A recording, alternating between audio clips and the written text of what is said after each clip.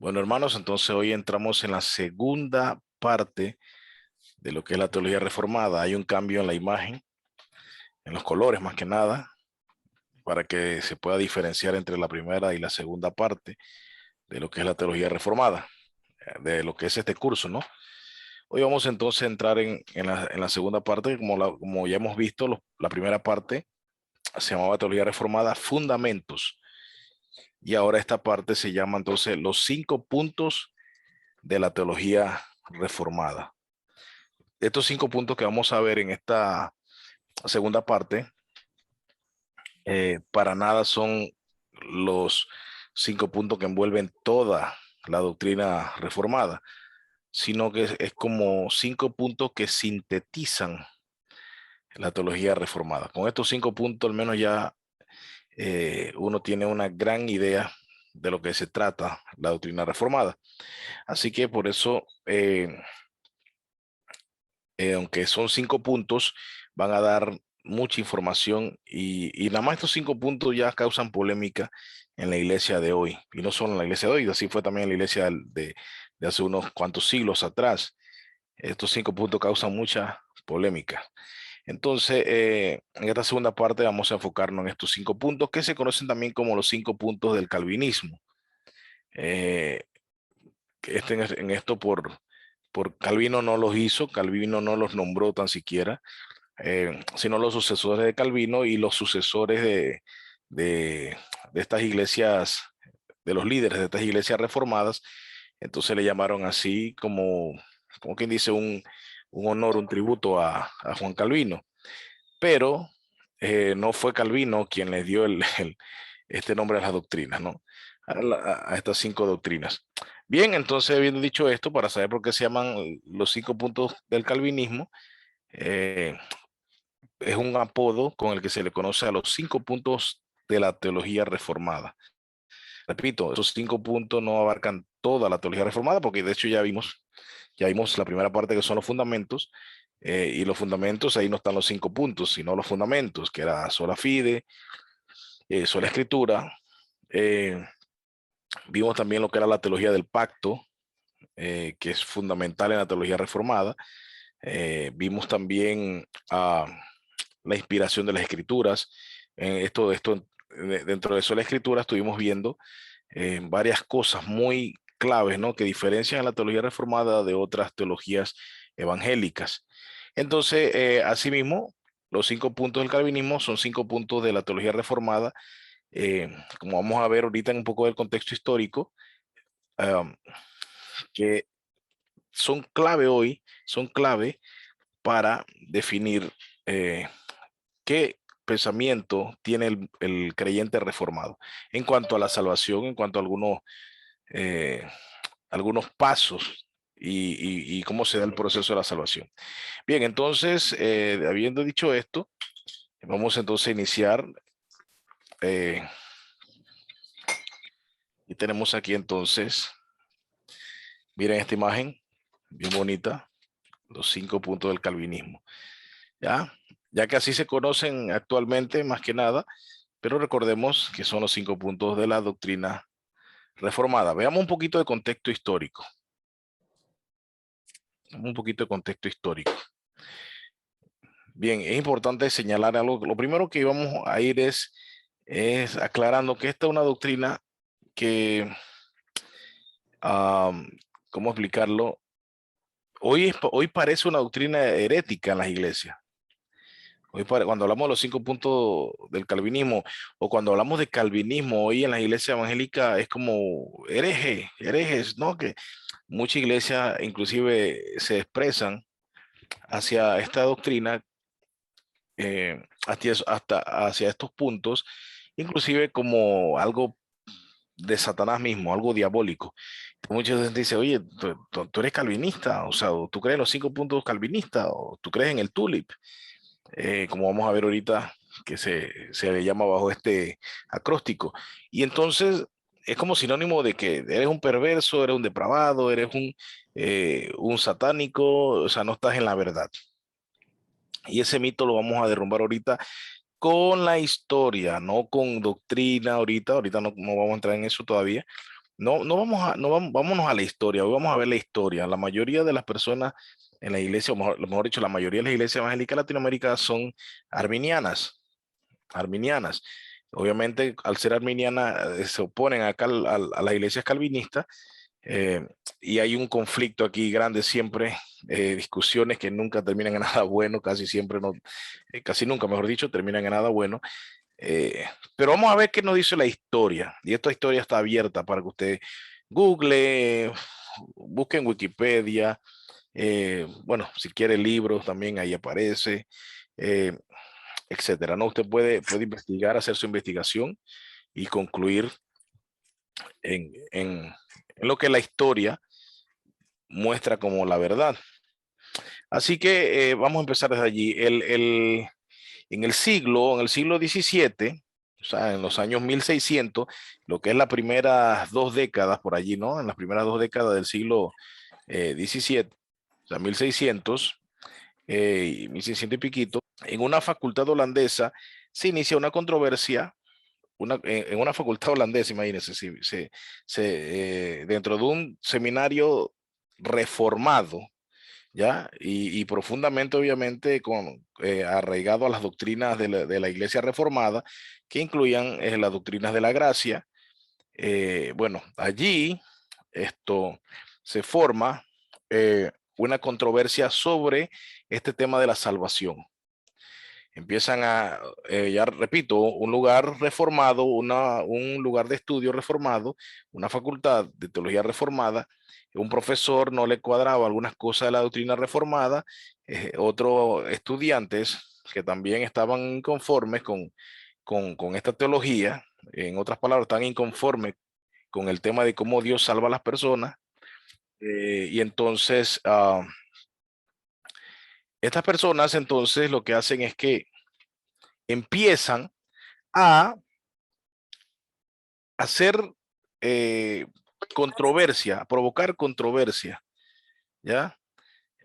Y empiezan a discutir sobre estos temas, empiezan a sembrar, como quien dice, cizaña por aquí, cizaña por allá. Entonces, empieza eso a correrse, acuérdense cómo es esto.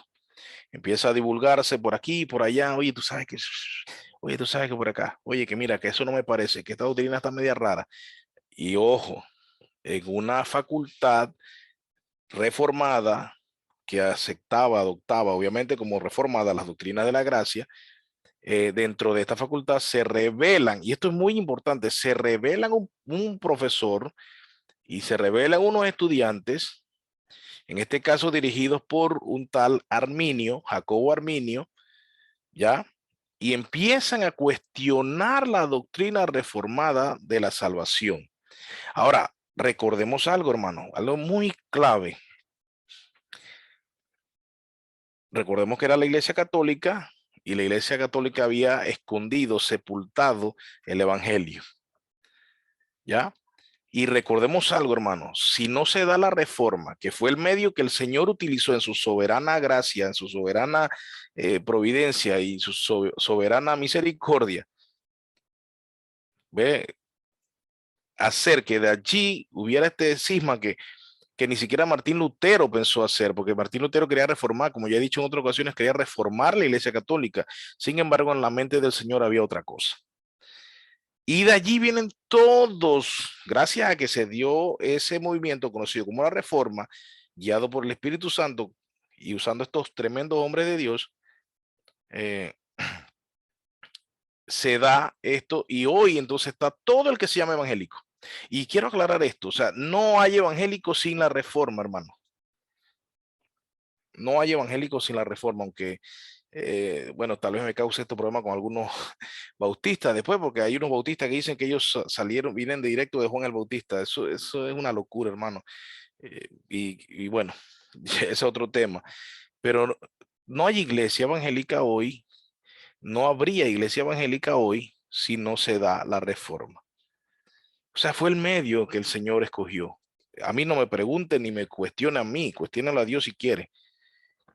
Pero ¿por qué hago este énfasis? Ya le voy a explicar por qué hago este énfasis. Porque cuando Dios usa a hombres como Martín Lutero, Juan Calvino, John Knox, Zwinglio, Ulrico Zwinglio, Philip Melanchthon, obviamente inspirado por estos prereformadores, Pedro Baldo, Savonarola, John Huss y Wycliffe, Tyndall. O sea, todo esto obviamente converge en este movimiento que se llamó la Reforma, que ya ese señor lo había decretado de esa forma. Entonces, cuando esto se da, se rompe con todas estas doctrinas católicas que no eran bíblicas, y como no eran bíblicas, acuérdense el lema de la escritura de la Reforma, la causa material que era sola escritura.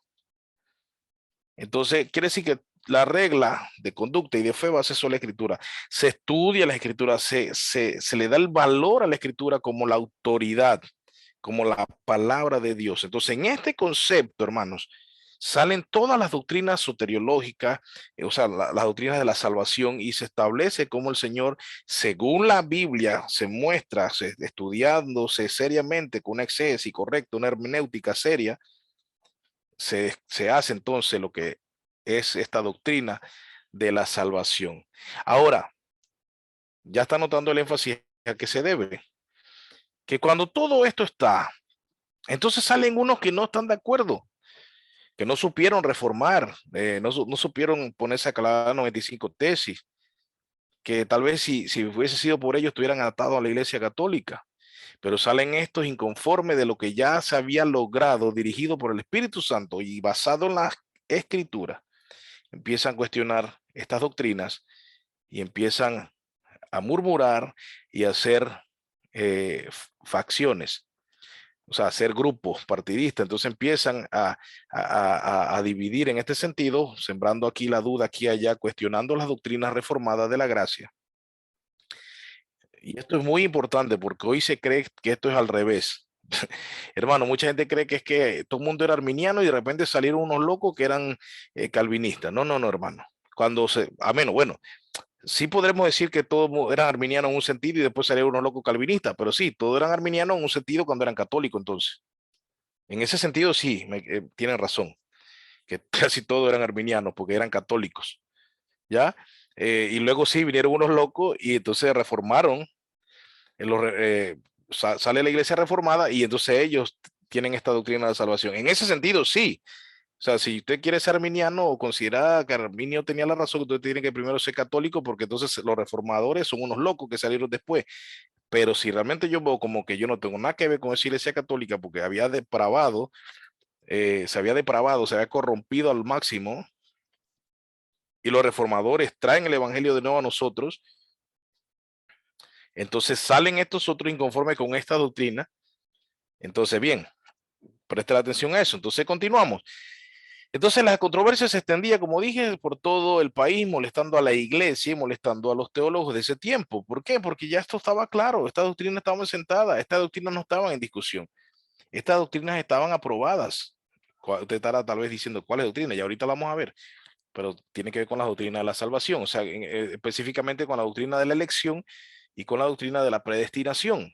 Esto les causaba molestia a los seguidores de Arminio y a este profesor de la Facultad de Teología de Leiden. Esta universidad se llama Universidad de Leiden, en Holanda, ¿ya? Y esto se extendió por todos los Países Bajos, como dijo Pablo eh, en, en sus cartas, y dice que se propaga como un cáncer.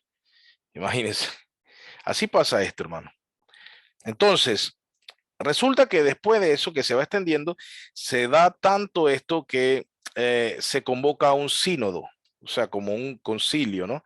Un sínodo, en este caso en Dort, y el sínodo entonces se lleva a cabo entre dos grupos, lo que son los remonstrantes, que significan los remonstrantes, como decir también protestantes, los que están en desacuerdo, ¿ya? Versus los reformados. Entonces se da este sínodo de Dort, y aquí está la fecha de la primera sesión. La primera sesión se realizó el 13 de noviembre de 1618. Presta atención a esto. Se realizó el 13 de noviembre de 1618 y la última sesión fue el 9 de mayo de 1619. 180 sesiones. Mire, semejante disculpen la palabra, despelote que armaron estos hermanos, semejante de pelote. Entonces, usted puede ver allí 180 sesiones para ponerse de acuerdo. Y esto es clave porque si nosotros entendemos que los concilios, en este caso los sínodos, eran para que se unificara la doctrina y llegara a un acuerdo, y los que participaban tenían que participar bajo el acuerdo de que obviamente se va a estudiar, o sea, esas 180 sesiones no era para tomar café con pan y galletita y decir, hey, Jorge Sasso, ¿cómo has estado? Ay, bien, qué chévere, mira.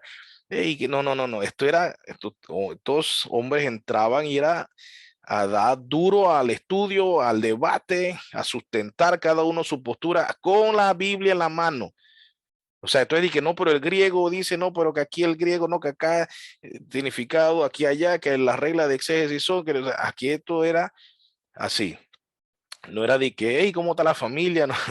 Esto era porque este era un tema muy serio. Entonces, después de 180 sesiones, hermano, escuche esto, después de 180 sesiones, entonces, vemos que la controversia se resuelve.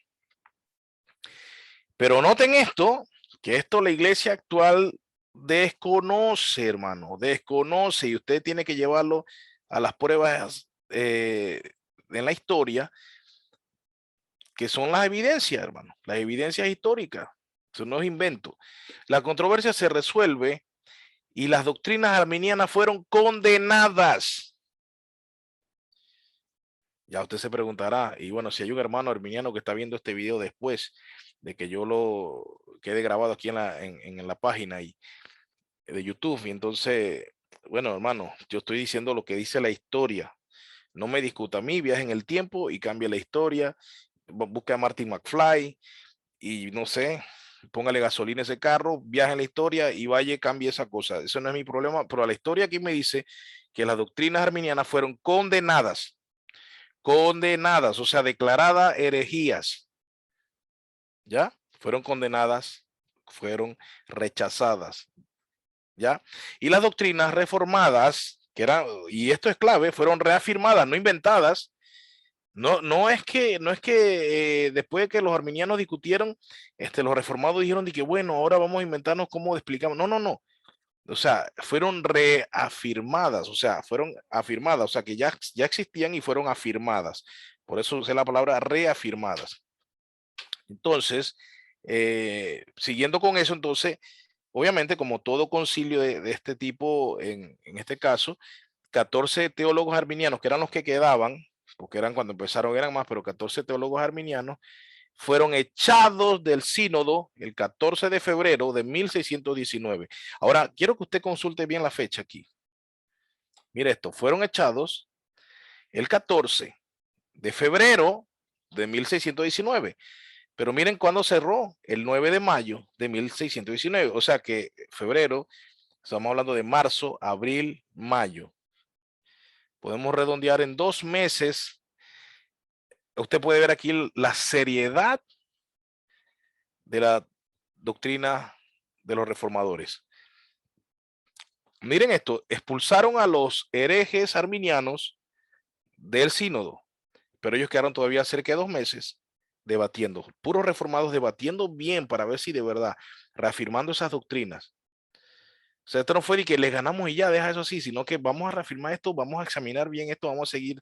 Y si supieran que los echaron porque se habían vuelto, o sea, aquí no lo escribí, pero usted puede leerlo, se habían vuelto hasta peligrosos, estaban alzados de tono. Estaban alzados de tono. Ellos no tomaban a bien esto. Entonces, como veían que su argumento, clásica, mi argumento es malo, entonces levanto mi voz, mi argumento es malo, entonces soy agresivo, ya, en estas técnicas de bajas del debate. Y bueno, son expulsados. Y luego entonces, en mayo, se afirman entonces las doctrinas de la salvación de la teología reformada. ¿Está entendiendo esto aquí? Muchos evangélicos actualmente desconocen esto. Entonces dice, yo soy calvinista. Tus hermanos, ten cuidado. No, hermano, tenga cuidado usted, arminiano. Tenga cuidado usted.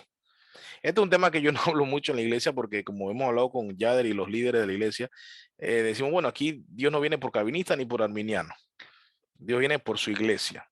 Pero ahorita que estamos en tema meramente académico, estamos en un tema de clase, entonces como en la clase, que no es una predica en la clase, entonces yo voy a hablar lo que es con la historia. ¿Ya? Esto no lo voy a estar predicando en el púlpito porque esto no es para predicar, esto es clase, esto es una lección.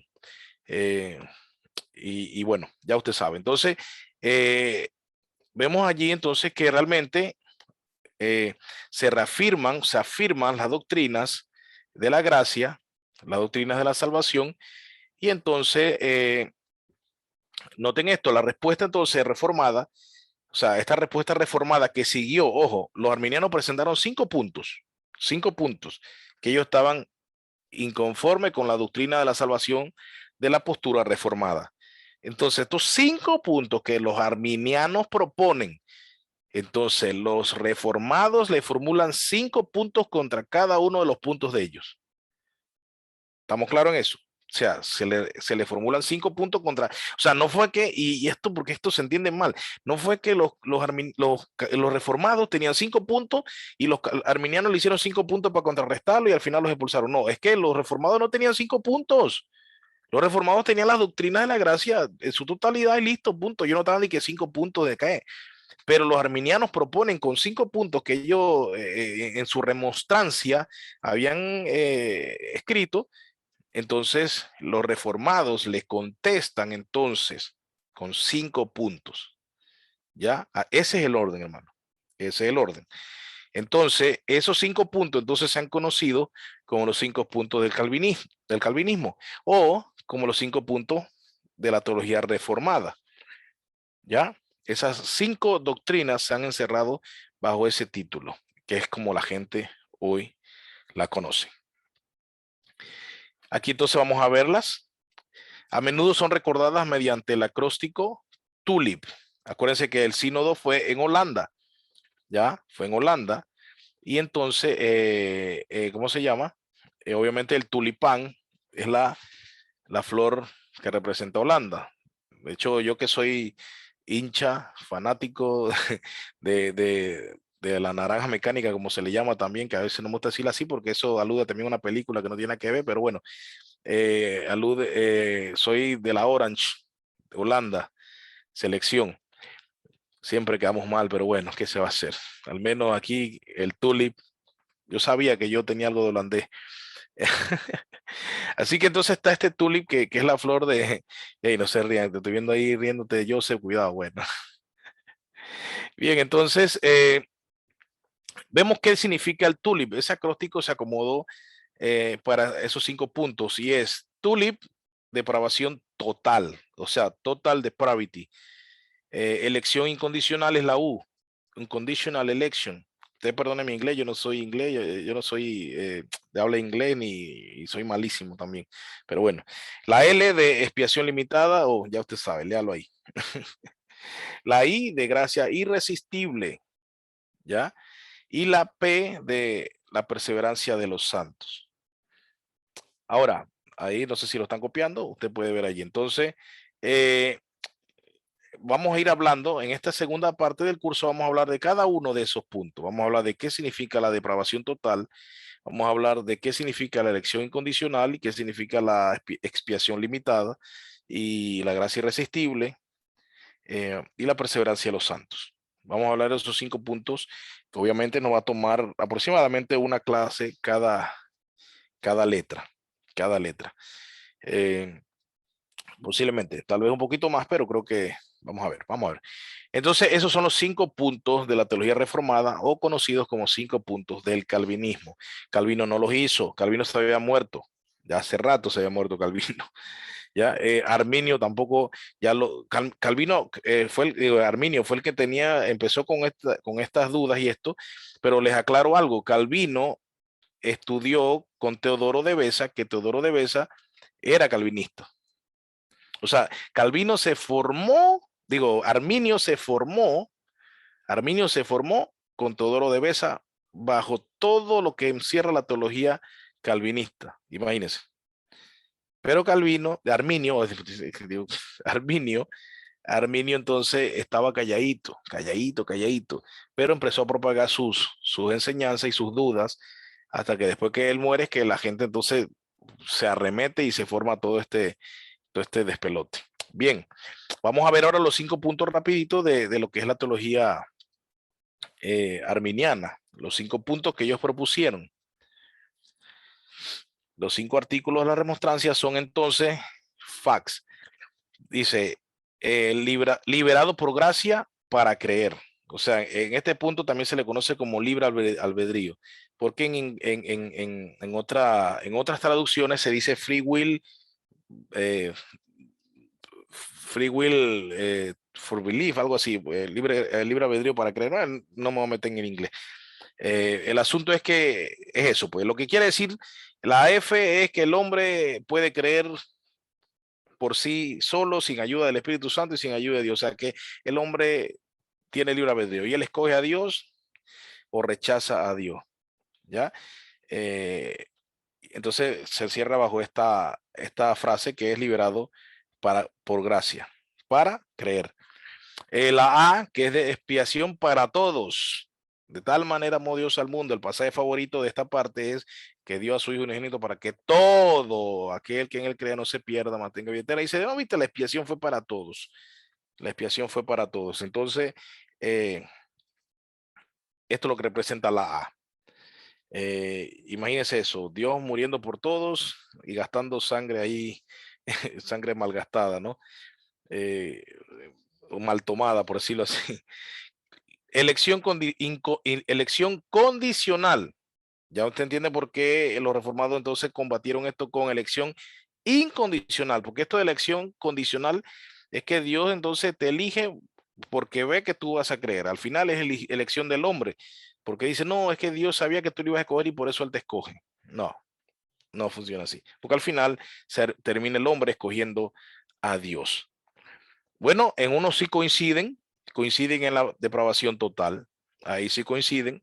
Sin embargo, algunas doctrinas arminianas usan, yo no sé cómo cambiarán la letra aquí, porque usan es depravación parcial. Esos son entonces los que son más semipelagianos, que dicen, por ejemplo, que el hombre está corrompido por el pecado, pero no tanto realmente. Que el hombre, por ejemplo, bueno, vamos a hablar de Pelagio y eso un poquito más adelante también, pero a un adelanto, pues, inclusive se llegó a decir que el hombre sin la gracia podía ser salvo porque no estaba totalmente depravado y era parcialmente, y si él lograba practicar la bondad y la virtud de él, podía hasta justificarse por sí mismo, imagínese. Nada más para que usted tenga un adelantito. Entonces, la seguridad en Cristo, obviamente, es la S, security in Christ. Lo que indica es que solo el creyente es salvo si permanece en Cristo, pero puede no permanecer. Yo no sé cómo funciona esto, imagínense. Mientras permanezca en Cristo, o sea, la Biblia me enseña que Cristo está en uno, no que yo estoy en Cristo, imagínense, sino que Cristo está en mí. Ya Cristo es en todos, por todos y en todos. En Colosenses, la carta que estamos estudiando. Entonces, claro, ahí dice, si alguno está en Cristo, nueva criatura es. Entendemos también ese pasaje. Pero aquí se refiere a que uno puede ir y venir, salir de la gracia, tomo la gracia, regreso, me salgo, me voy al mundo, vuelvo y tomo de la gracia, de nuevo la rechazo y me la paso en ese vaivén. Y mientras tanto, ahí está Dios escribiendo tu nombre, borrando el nombre, escribiendo tu nombre, lo borra de nuevo, lo escribe de nuevo en el libro de la vida y tiene ese relajo. Bien, contra estos puntos, entonces, en el caso de la S, la teología reformada responde con perseverancia de los santos. ¿Ya? Obviamente, usted ha escuchado que yo he mencionado Filipenses 1:6. El Señor es el que va a hacer perseverar a su pueblo. O sea, el pueblo va a perseverar, no va a caer de la gracia, pero es Cristo quien lo va a hacer perseverar por medio del Espíritu Santo. Bien, aquí puse como materia de información, no voy a entrar, y bueno, cada vez que digo que no voy a entrar en ese tema, usted me entiende que vamos a entrar en ese tema en la sección de preguntas. Le estoy diciendo que no voy a hablar de eso y se lo digo ya aunque me pregunten, porque yo digo, no voy a entrar en este tema. Primera pregunta, sobre el tema. Qué bárbaro. Así que hoy los voy a ignorar. Si preguntan sobre esto, que voy a leerles, al final me voy a quedar así. Porque este no es el tema. Y es un tema que no me voy a poner a hablar. Pero recientemente hay una moda donde tú sabes como la gente que yo no quiero ser ni arminiano ni soy calvinista, entonces ahora soy molinista. Juan de Molina, un jesuita, un monje jesuita que decía, bueno, esto del calvinismo suena como que Dios es malo, porque Dios va a mandar un poco de gente al infierno, porque si elige a uno y a otro los elige para condenación, entonces imagínate ese Dios es hacedor de mal y bla, bla, bla, bla, bla, bla, bla, bla. De eso hablaremos punto por punto, no se preocupe. Sin embargo, el arminiano entonces dice que el hombre entonces es autónomo y que el hombre elige y que Dios llega hasta donde el hombre se lo permite. Y entonces, claro, hay un grupo que dice esto no puede ser porque Dios es soberano. Pero cómo yo explico que Dios es soberano que elige y otros van a condenación, pero cómo explico que el hombre no es el que marca, o sea, y me enredo y hago un rollo en mi cabeza y entonces, Juan de Molina nos tiene la respuesta, el término medio, el conocimiento medio. Y vamos a leer porque ellos copiándose de estos dos, vienen y sacaron su acróstico que se llama Roses, rosas, rosas. ¿Ya? Imagínense. ¿Y qué? Ellos dicen radical, depravación radical. Depravación radical. Que este punto está bien, que es lo mismo que depravación total, solo que ellos explican, ahorita van a ver eso, que es parecido, porque depravación total no es total. Ahorita yo les voy a explicar qué significa ese total. Pero ellos dicen, bueno, es depravación radical.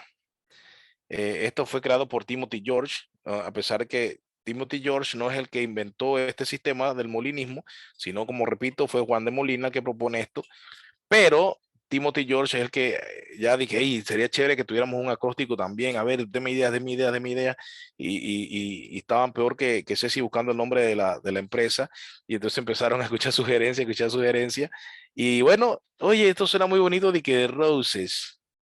Bueno, eso es Rose. Y entonces el segundo entonces es Overcoming Grace.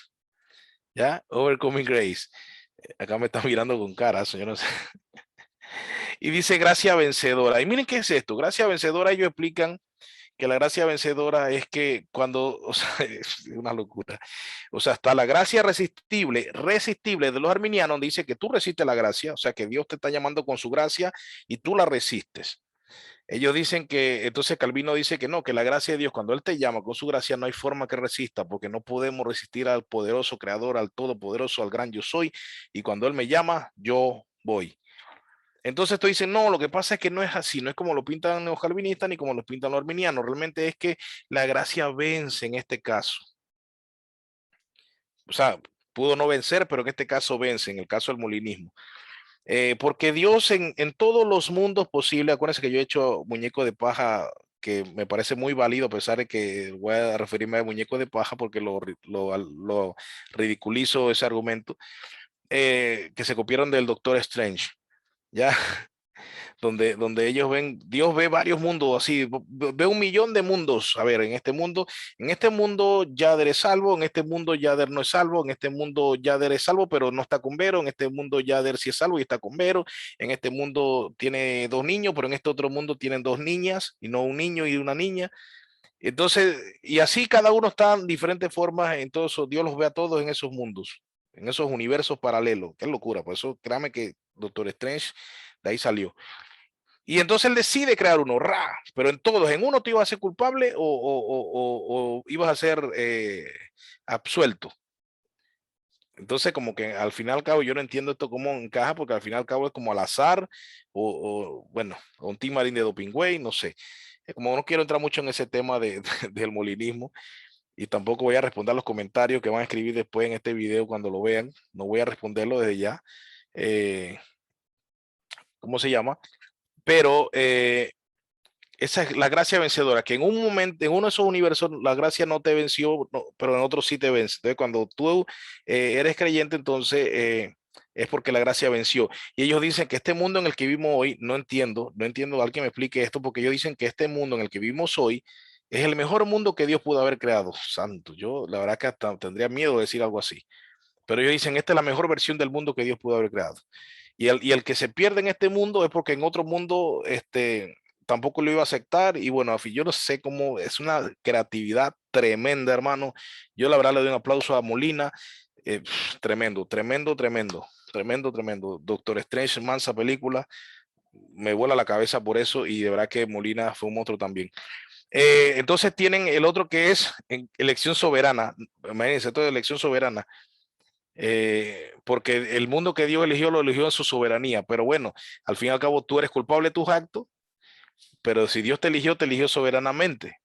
Pero si no te eligió en este mundo, igual en el otro eras culpable y tú eres culpable de tus actos, porque Dios ha visto en ti que en cualquier, digamos, si vas a ver a Nerón, ok, Saso si fuese Nerón, fuera igualito a Nerón o no fuera como Nerón, o fuera más bueno o más malo que Nerón. Entonces Dios conoce todas las posibilidades de Saso siendo Nerón, siendo Calígula, siendo Alejandro Magno, y entonces dice, no, este no tiene, en ningún mundo iba a estar arreglado, Saso va para condenación. Así es, bueno, locura, imagínense. Eternal Life, porque entonces viene que a los elegidos que son elegidos con vida, son elegidos soberanamente, entonces reciben vida eterna. Y la redención singular. Es que los nombres me dan risa, hermano. Ustedes disculpen, los nombres me dan risa. Redención singular, esto me suena a elección eh, incondicional, porque esto dice que, bueno, redención singular, o sea, redime a uno por uno dependiendo del mundo en el que que lo escoge. Bueno, no me va a tener ahí, pero quiero hablarle de esto para que si usted ve esto en las redes, no se maraville, hermano, no diga, wow, wow, mira, y no me manda a mí eso de que Pablo, mira, encontré esto y que el molinismo, esta otra cosa que me voló la cabeza. No, no, no, no, no, no, no. Eso, este tema yo lo estoy tocando aquí, inclusive mereciéndome que después hasta me rompan en buen panameño por poner esto aquí, porque van a decir, Pablo, te tomaste el tiempo de hablar de eso. Imagínate, para los reformados este tema no existe, hermanos. Este tema no existe. Este tema es un tema que nos causa gracia, da risa. Y yo al decirlo aquí, voy a quedar mal. Yo voy a quedar mal después. ¿Pero por qué lo hago? Porque ahorita como hay un mundo de posts y de cómo se llama, de información por todos lados, en Instagram, en Facebook, en YouTube y todo esto. Entonces andan cristianos hambrientos. Por eso yo le digo, tengan cuidado de estos cristianos que andan hambrientos, hermano. Contrólese, contrólese. Mira, hermano, en vez de buscar 10 posts al día y andar siguiendo 1000 páginas de frases, póngase a leer la Biblia. Póngase a leer la Biblia, hermano. Aquí, ven, aquí están más de 1000 frases brutales. Aquí usted puede pasar buen rato leyéndola. Déjese estar leyendo. Como yo, a mí me encanta Sproul, Jonathan Edwards, Spurgeon. Deje estar pasando tanto tiempo buscando frases. Deje estar ahí. Hermano, ya yo lo dije una vez. Aquí Luis Serrano no me deja mentir. Yo le dije una vez, aquí esto no es. Hermano, comparta más versículos que frases, hermano. Comparta, miren, el poder de la salvación, de la fe, está en la palabra, o sea, en los versículos que tú puedas citar, no en la frase. O sea, nadie se va a salvar porque tú pongas de que que la voluntad está atada a la pecaminosidad humana. Jonathan Edwards. Wow, hermano, hermano, nadie, o sea, esa frase no tiene el poder para salvar un alma. Esa frase no tiene poder. Escuche que se lo digo. Ojo, esa frase no tiene poder, porque la fe viene por el oír, no de una frase, sino de la palabra de Dios. Ahora han llegado a un punto donde ponen de que no hay justo ni a un uno y ponen de que Charles Spurgeon. Hermano, eso es un versículo. O sea, ya es una cosa bárbara, hermano. Ya le han puesto los versículos en boca de predicadores. Entonces, no, hermano, seamos sabios. No tengo nada contra las imágenes, ya yo lo he explicado, no tengo nada contra las imágenes. Lo que estoy en contra es de que se la pase viendo más imágenes que leyendo la Biblia. De eso sí estoy en contra. Estoy en contra de eso. ¿Por qué? Porque déjeme decirle que le guste o no, eso es pecado.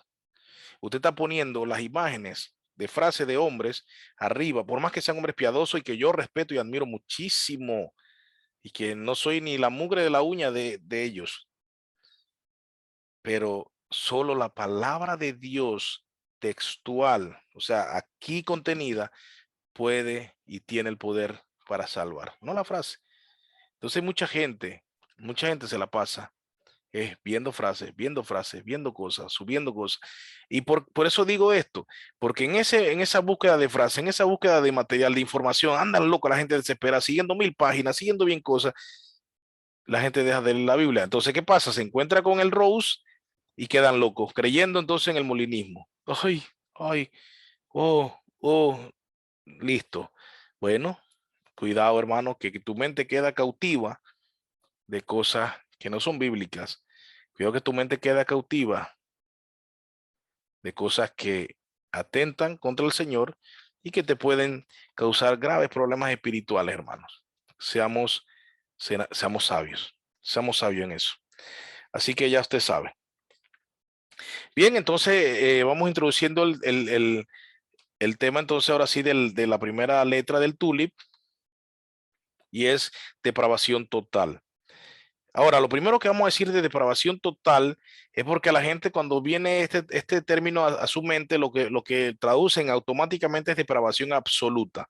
O sea, como que depravación total es que el hombre es tan depravado como puede ser.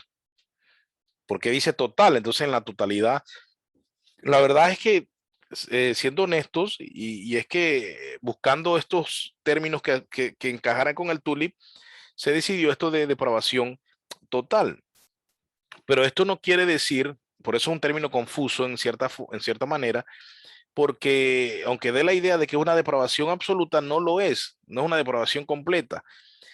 Más bien este término no enseña que el hombre es tan depravado como puede ser, sino que el hombre ha sido afectado totalmente. O sea, cuando hablamos de total, se refiere a total en su mente, en su corazón, en su cuerpo, en sus pensamientos, bueno, ya dije mente, en sus emociones, o sea, en cada parte de su ser, o sea, la totalidad de su ser, ojo, no es lo mismo. Decir que el hombre ha sido corrompido en la totalidad de su ser, que el hombre es totalmente corrompido en el sentido de que no hay nada, nada de bondad. Eso no es lo que quiere decir depravación total.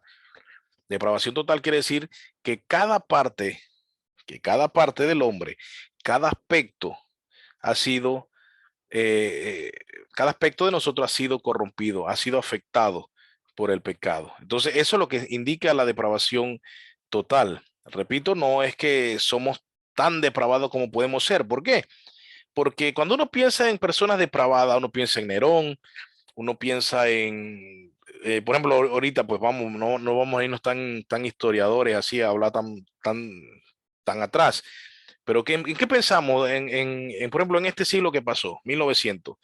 ¿Cuál es la persona más depravada que usted le pudo venir a la mente? Que le viene a la mente. Hitler, ¿ve? Eso es un consenso que siempre va a dar a Hitler, ¿verdad? Pero Hitler estaba casado, entonces Hitler no amaba a su esposa, nunca mostró cariño por su esposa, nunca hizo un gesto lindo por su esposa o por su madre, ¿ya? De hecho, les digo algo, yo dije en la prédica del domingo ayer, o sea, en la prédica de ayer yo mencioné que Hitler dibujaba y pintaba muy bien, era una persona con un talento tremendo para eso. Y ya el hecho de pintar y dibujar y hacer algo así tan bonito, ya indica bondad, porque hay virtud en eso, imagínense, hay virtud en eso, ¿me entiende? O sea, y sabemos por la historia también que también amaba a su esposa y a su madre. Entonces, si decimos que Hitler, que es el máximo del siglo pasado, el paradigma de lo que es la maldad, Hitler no fue tan malvado como pudo ser, a pesar de que fue muy malvado. No fue tan malvado como pudo ser. Entonces, a eso es lo que se refiere esto. La depravación total no es que el hombre es tan malvado como puede ser, sino que todas las áreas de su vida han sido contaminadas por el pecado. Entonces, entendiendo eso, vamos ahorita a cambiarle el nombre. Pero obviamente, cuando nos referimos al tulip, vamos a hablar de depravación total, pero ahorita le vamos a cambiar el nombre, que es el nombre que por ejemplo, Sproul, siempre van a ver a Sur Michelin, que él va a referirse a la depravación total como, no recuerdo ahorita, él le pone otro nombre, van a ver a David Barceló que le va a poner otro nombre, van a ver a muchos pastores que le van a cambiar el nombre porque esto de depravación total tiende a confundir y prefiere entonces eh, evitarse. evitarse, y ponerle otro nombre. Y ya en la siguiente diapositiva, entonces vamos a ver cuál es el nombre que, por ejemplo, Sproul sugiere. A todo esto a Sproul no le gusta porque las iniciales serían en inglés RC, o sea, RC, y él se llama RC Sproul, ¿no? Ya Roberto Carlos Sproul. Entonces, el nombre que él sugiere más correcto es Radical Corruption. ¿Ya? Entonces, a manera de broma, él dice, bueno, no me gusta, lo único que tengo contra ese término es que tiene mis iniciales, ya, de RC Sproul, o sea, Radical Corruption, o sea, corrupción radical de la humanidad. Entonces, bien, dicho esto, pasemos a la siguiente diapositiva. Vean cómo vamos a cambiar ahora. Corrupción radical. Corrupción radical. Entonces, vamos a referirnos de aquí en adelante a la T del TULIP, que es total depravity o depravación total, como corrupción radical.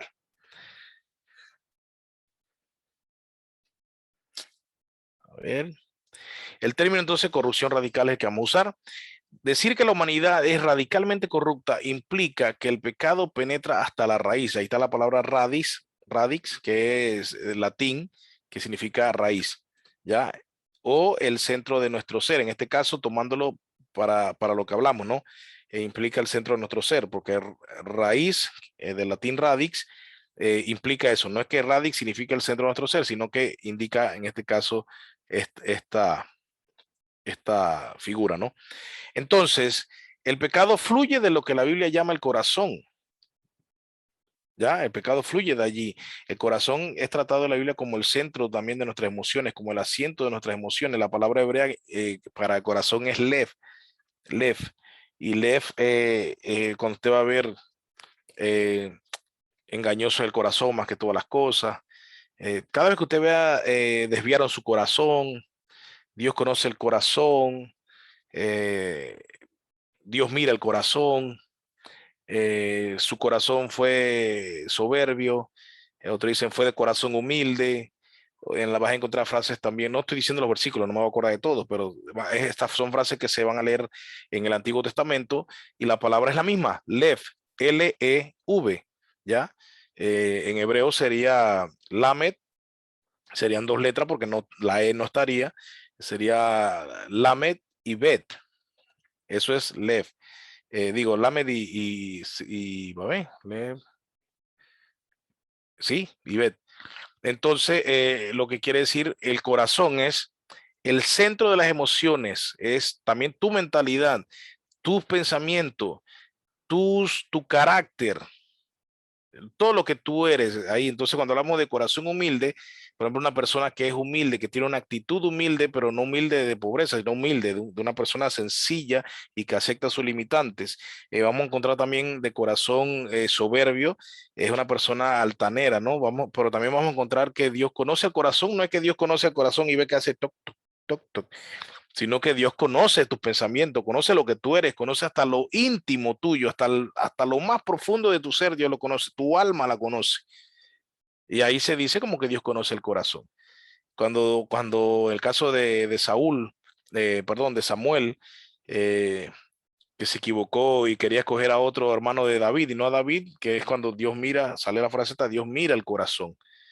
Tampoco es que Dios está mirando el corazón y el corazón de David, el órgano que bombea, era más bonito que el de su hermano. No, no, no, es que Dios conoce lo que es David, ¿ya? Y Dios mira lo que es David. Por eso le dice, Dios mira el corazón, tú ves lo exterior, pero Dios mira lo interno. Eso es lo que quiso decir. Entonces, cuando entendemos esto, nosotros entendemos eh, que el pecado fluye de lo que somos nosotros internamente en nuestro interior, en todo lo que tiene que ver con emociones, razonamientos, sentimientos, pensamientos, que, mm, carácter y todo esto, ¿no? Eso es lo que se refiere. De allí, de todo eso, fluye el pecado. De allí. Entonces, de ahí viene la frase que es axiomática: no somos pecadores porque pecamos. O sea, no es que usted es pecador porque mira, como él ha pecado, él es pecador. No, es que él peca, la persona peca porque es pecadora. Entonces no somos pecadores porque pecamos, sino que pecamos porque somos pecadores, porque todo nuestro ser ha sido corrompido por el pecado y por eso pecamos. En otras palabras, pecamos porque todo lo que somos está manchado por el pecado, está ensuciado por el pecado. Y por eso entonces pecamos. Porque decir lo que somos pecadores porque pecamos, entonces es inclusive ver el pecado fuera, inclusive de nuestro interior. O sea, él practicó un pecado, entonces por eso él es pecador. El problema es que si lo vemos así, todavía no nos detalla ni siquiera nos hace ver un poquito de lo que significó la caída del hombre, porque la caída del hombre trajo esclavitud al pecado. Entonces nosotros no somos pecadores porque pecamos, sino que pecamos precisamente porque somos pecadores, porque nuestro ser está manchado con el pecado. Entonces, desde la caída, la naturaleza humana ha estado corrompida. Nuestros actos fluyen, nuestros actos de pecado fluyen de esta naturaleza, una naturaleza corrupta. De allí, entonces, surgen todos los pecados. Eh, vamos a, vamos a terminar aquí porque yo creo que ya, porque aquí sí se nos va a ir más tiempo y esto voy a mejorar a verlo la otra semana. Pero si puede ir leyendo Romano 3 del 9 al 18, que yo sé que usted conoce, ya lo habíamos mencionado ahorita, eh, y vamos a ver esto la próxima clase. Vamos a dejarlo aquí, terminamos aquí, en esta diapositiva. Entonces, recordemos, depravación total, bueno, el aspecto histórico ya a usted le quedó claro y puede buscarlo, es libre de buscarlo, googlearlo, wikipediarlo, como se diga, pero eh, así dice la historia. Ya usted conoció la historia de esto de arminianos y calvinistas. Entendamos entonces que nosotros eh, no es que somos tan depravados como podamos hacer, sino que nuestro ser en su totalidad ha sido manchado. Ya, al menos hasta donde vamos, usted grábese esto, ¿ya? Cuando quieran decir, porque muchos hacen bullying del calvinismo en este sentido. Yo se lo digo porque he escuchado varios arminianos diciendo de que yo no puedo creer que es que tú digas que el hombre no tiene nada de bondad. Yo no he dicho nada de eso. No, pero es que depravación total. Ahora, lo que me da risa a mí es que depravación total está en los dos, en el arminianismo y en el calvinismo. Pero hermano, es el problema, la ignorancia, la ignorancia. Y no me vengan a usar el versículo este de mi pueblo se pierde por falso conocimiento porque no tiene nada que ver con esto. Pero eh, es la ignorancia de ser responsable en estudiar y diligente. Entonces tenemos que tener eso claro. No depravación total que está en los arminianos y está en los calvinistas, solo que ellos entienden en una forma un poco que se sale del contexto, pero nosotros entonces entendemos que lo que significa es que todas las partes, por eso es total, todas las partes, no es que hemos quitado el significado de total, lo que pasa es que hay dos formas de entender total que ya los dije. Entonces, todas las partes de nuestro ser han sido manchadas por el pecado. Y eso es entonces eh, depravación total y como llamaremos de ahora en adelante, corrupción radical. Entonces cerramos y pasamos a las preguntas.